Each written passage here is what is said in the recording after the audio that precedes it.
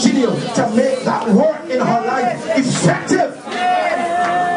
And Father, we stand on the power of your word and we cry freedom and liberty in the powerful name of Jesus. And we give you all the praise, we give you all the glory, and we magnify, we worship you. And all God's people say, amen. Amen.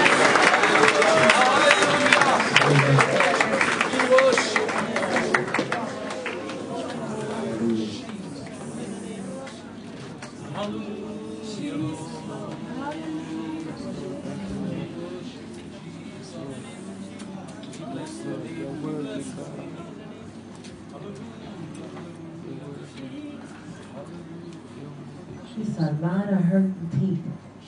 It's a lot of hurting people. And everybody who came to this altar, and even the people that did not come, I want you to know that tonight is your deliverance. Tonight is the start of your healing process. And all you got to do is stay connected to God and watch what He'll do for you. All your family, all your friends, everybody you've been praying for, God is going to turn them around because of you. Because the prayers of the righteous availeth much. Keep praying for your family. Keep praying for your friends. And watch what God will do just because of you. So don't give up on them. And don't give up on yourself. Watch what God will do for you. Tonight is the night. You will live and not die.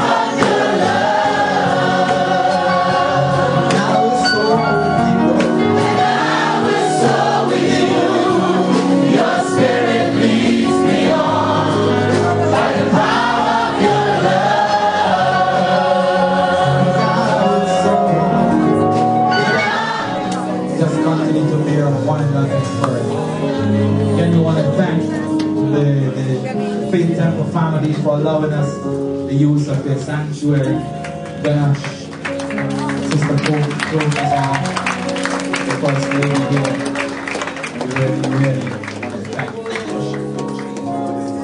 Brother Elijah, I just want to say it was a pleasure hosting this very wonderful event. And I pray that we will walk in the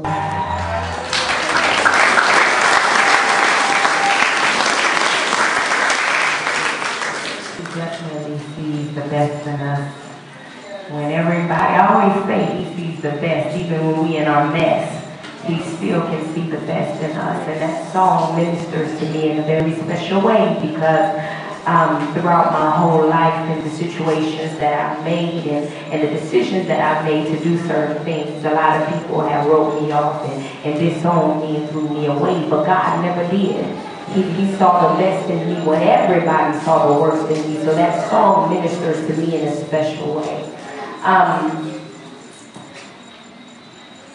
The way that the Evangelical Association and Faith Promotions have been promoting this event, they've done an excellent job. So it's no secret in knowing that I was in the porn industry. I was a porn star. I was a stripper. I was a prostitute and everything else you can think of. I did drugs. I did alcohol. I sold drugs. I was involved in gangs. Anything and everything you can think a person can do, I've done it.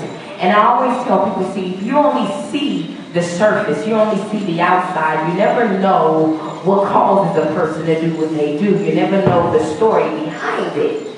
And I'll let you know the reason why I made certain decisions in my life. But I want you to know there's always a story behind everybody's actions. People don't just do things to do it. There's always a reason.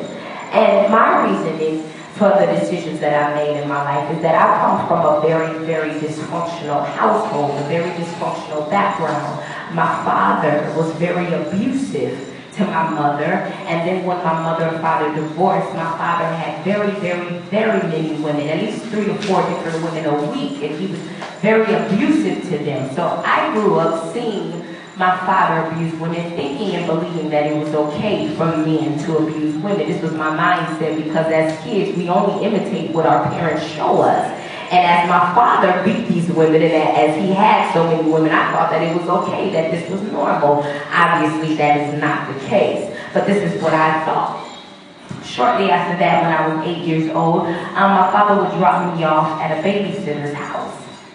And the babysitter had a son. And he was around 13 or 14 years old, and I was 8 years old at the time. And when his mother would leave, she would leave him in charge of the kids. And for some reason, out of all the kids, I was his pick.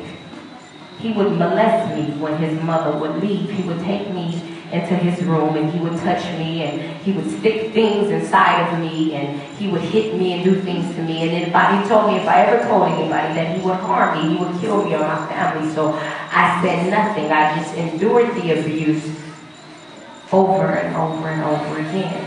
Shortly after that, when I was 10 years old, my father, being schizophrenic and bipolar and an alcoholic, this particular night he lost his mind and he tried to kill me when I was 10 years old. He beat me until he disfigured my face, and then he tried to drown me in a bathtub when I was 10 years old. Now, at 12, now I'm living with my mother. My father's out the picture at this time. I'm living with my mother when I was 12, and we had a neighbor who lived across the street. And I would spend lots of time outside with this neighbor, and he would give me candy and be nice to me. He was a 40-year-old man, and I'm a 12-year-old girl, and kids, we think everybody is our friend. So he invited me into his home, and he too raped me when I was 12 years old. Shortly after that, when I was 13 years old, now I'm sexually active at the age of 13, I became pregnant by a 27-year-old man. And I was pregnant, and throughout my pregnancy, I was in a very abusive situation. I was beaten throughout the whole pregnancy, and I hid my pregnancy because I was 13 years old. I didn't want my mother to find out that I was pregnant. So I did not take care of myself the way I should have. And as a result, I ended up going into labor when I was 6 months pregnant, and I ended up losing my son. And when my son died in my arms, a part of me died with him.